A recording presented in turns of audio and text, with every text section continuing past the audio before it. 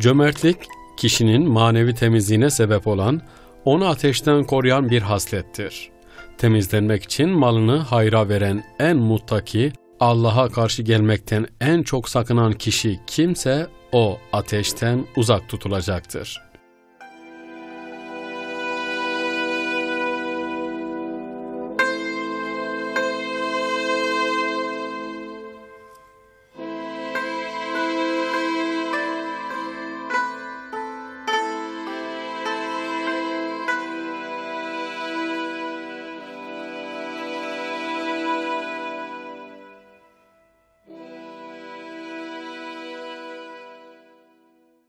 Peygamber Efendimiz sallallahu aleyhi ve sellem, cömert kimse hakkında şöyle buyurur: Cömert kişi Allah'a yakın, cennete yakın, insanlara yakın ve cehennem ateşinden uzaktır.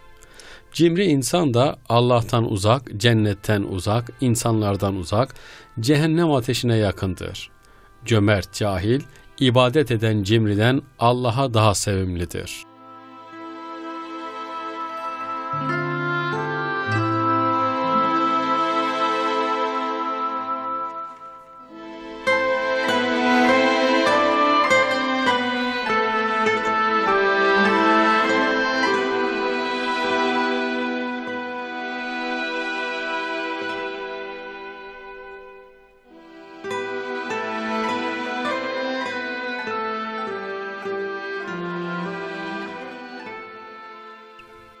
Sevgili Peygamberimiz sallallahu aleyhi ve sellem, Hazreti Ebubekir'in kızı Esma'ya şu tavsiyelerde bulunmuştur. Kesenin ağzını bağlama ki Allah da sana kesenin ağzını bağlamasın. Saymadan ver ki Allah da sana saymadan versin. Bir ayet-i kerimede Yüce Rabbimiz, mallarını gece gündüz gizli ve açık hayra sarf edenler var ya, onların mükafatı Allah katındadır. Onlara korku yoktur. Üzüntü de çekmezler. Bakara Suresi.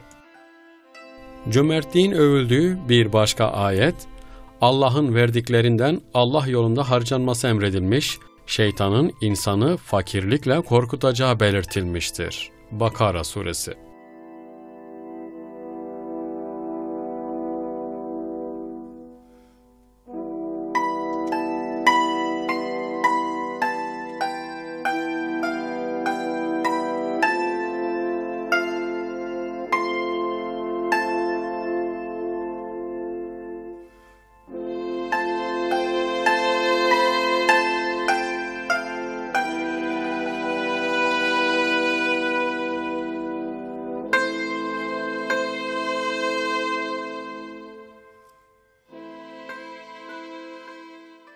Dinimiz tefritten, aşırılıktan kaçınmayı her zaman teşvik etmiş, cömertlik yapıyorum diye ailesini başkalarına muhtaç hale getirecek davranışlardan uzak durmayı emretmiştir.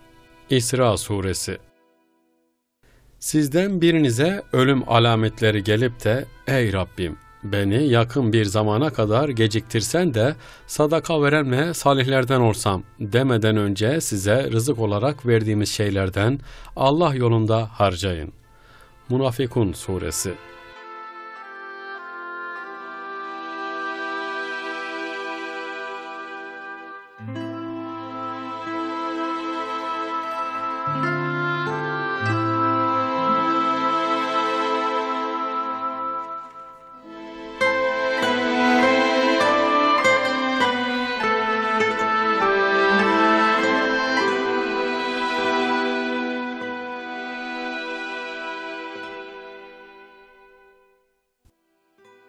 Cömert insan verdikçe Allah da ona verir.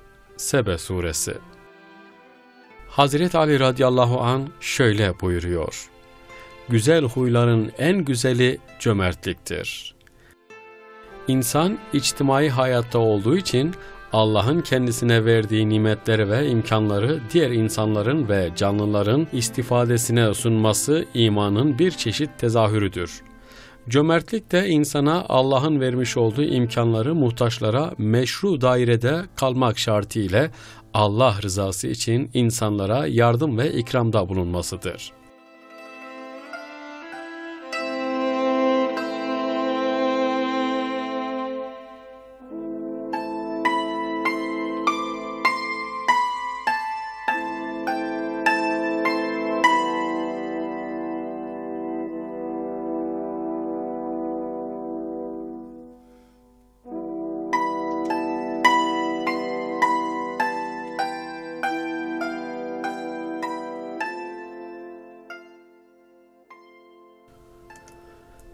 Cömert insan kendisiyle de toplumla da barışıktır, huzur içindedir. Zaten yapılan ikramın içinde manevi bir ücret vardır. O yüzden mümin yaptığı bu fedakarlık karşısında başka bir şey beklemez. Cömert kişi Allah'a yakın, insanlara yakın, cennete yakındır. Cehennemden uzaktır. Cimri ise Allah'tan uzak, cennetten uzaktır. Cehenneme yakındır. Cömert olan cahil Allah'a, kendini ibadete veren cimri kimseden daha sevimlidir. Hadis-i şerif. Peygamberimiz sallallahu aleyhi ve sellem elindeki malı cömertçe hak yolunda harcayan kimsenin imrenilecek 2 kişiden biridir buyuruyor ve cömertliğin zıttı olan cimriliği Müslümana asla yakıştıramamıştır. Cimrilikten de sakınınız. Zira cimrilik sizden önceki ümmetleri helak etmiş, onların haksız yere birbirlerinin kanını dökmeye, haramları helal saymaya sürüklemiştir.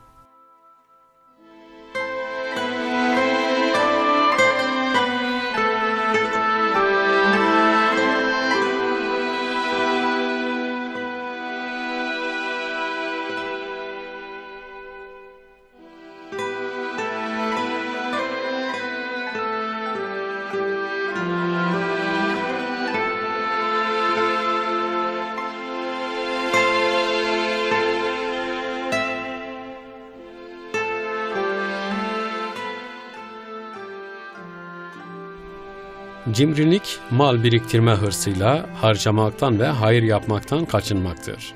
Cimrilik bir hastalıktır ve bu hastalıktan kurtulmanın yolu asgari ölçülerde Allah yolunda ve Allah'ın kullarına vermektir. Allah Resulü sallallahu aleyhi ve sellem şöyle buyuruyor: Mümin bir kimsede 2 özellik bir arada bulunmaz. Bunlar cimrilik ve kötü ahlaktır. Cimrilik, kişiye verilen nimetin ve varlığın gelecek korkusu ile biriktirmektir. Bu nimetlerin kendisine Allah tarafından verildiğinin unutulmasıdır.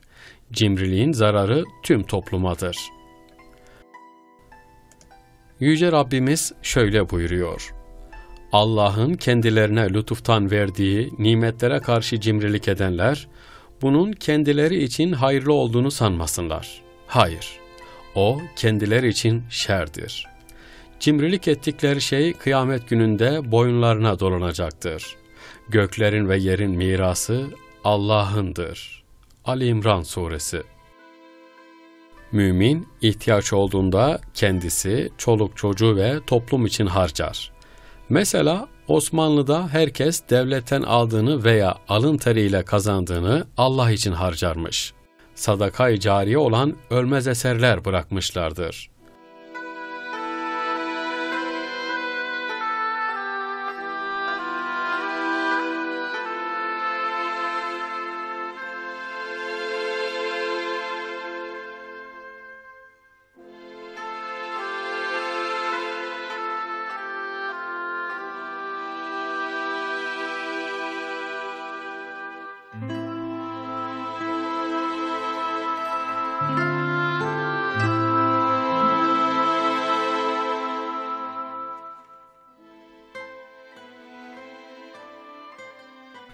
Cimri 7 dertten kurtulamaz. 1. Ya ölür, savurgan varislere kalır da Allah rızasının dışında kullanılır. 2. Yahut Allah onun üzerinde zalim bir idare musallat eder de malını elinden kehren alırlar. 3. Veya bir gün şeytana uyup malını şehveti uğrunda istemeyerek harcar. 4. Veya elindeki malı kimselere faydası olmayan bir yere bir bina yaptırır. 5. Veya bir hırsıza rızık olur veya ateşte yanıp kül olur. 6. Veya şifa bulamayacak bir hastalığa yakalanır da o malı o yolda harcar. 7. Veya gömdüğü yeri unutarak ya da kimseyi söylemediği için belirsiz hale gelerek unutulmaya mahkum olur. Bunun örneği, karı kocanın birbirlerinden gizli açtıkları hesaplarının vefatlarından sonra devlete kalması gibi. Ya da yatağa, yorgana, paltoya, ceketlerin içine gizlenen paralarını eskiciye verilerek kaybolması veya elden çıkarak kimseye faydasının olmaması gibi durumlar maalesef yaşanmış acı gerçeklerdir. Kur'an'da en çok geçen kerim kelimesi sıfat olarak bol, büyük, şerefli anlamlarında kullanılmıştır.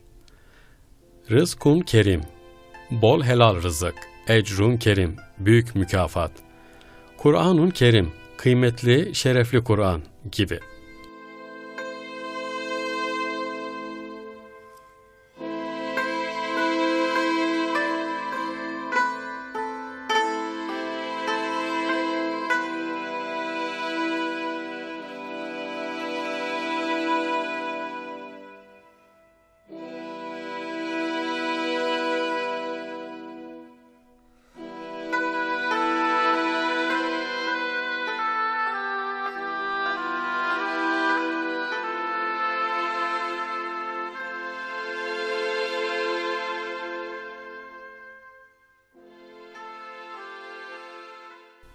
Kerem-i ikram konusunda Kur'an-ı Kerim'de birçok emir ve tavsiyeler vardır.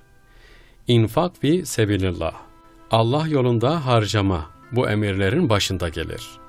Yetimi, yoksulu doyurmak, akrabaya vermek, ana babaya, akrabaya, öksüzlere, yoksullara, yakın komşuya, uzak komşuya, yanında bulunan arkadaşa, yolcuya, ellerinizin altındaki bulunanlara iyilik edin gibi emirler, İslam'ın kerem, cömertlik, yardım anlayışını yansıtan emirlerdir. İslam ahlakında müminin kendisi için istediğini diğer mümin kardeşi için de istemesi, kendisi için arzu etmediğini başka mümin kardeşi için de arzu etmemesi önemli bir prensiptir. Müslümanlar evlerini ve mallarını Mekke'de bırakıp Medine'ye hicret ettiklerinde, Medine'deki Müslümanlar onlara kucaklarını açtı, evlerini ve mallarını onlarla bölüştüler. Böylece Kur'an'da övülen seçkin kişiler oldular.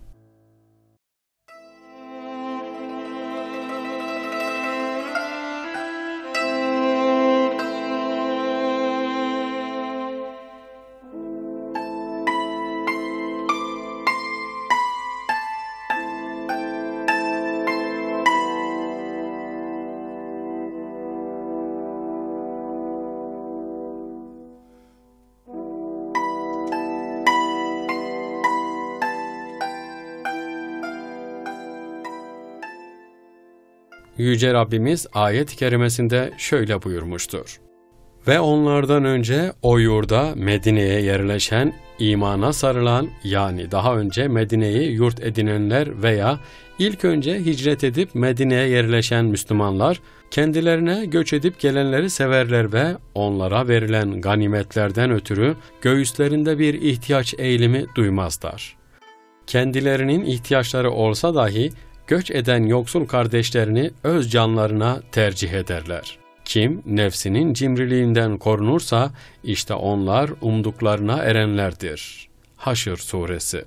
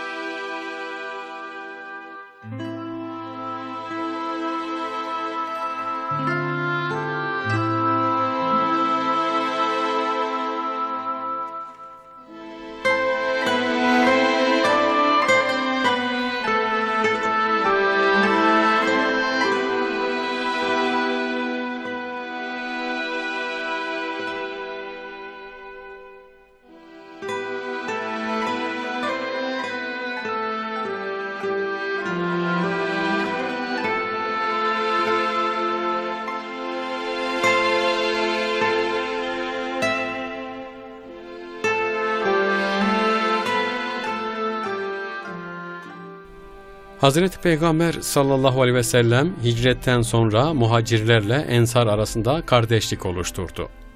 Bunlardan birini bir diğerine kardeş ilan etti. Ayette bildirildiği gibi ensar Mekkeli kardeşlerini canlarından daha çok seviyordu.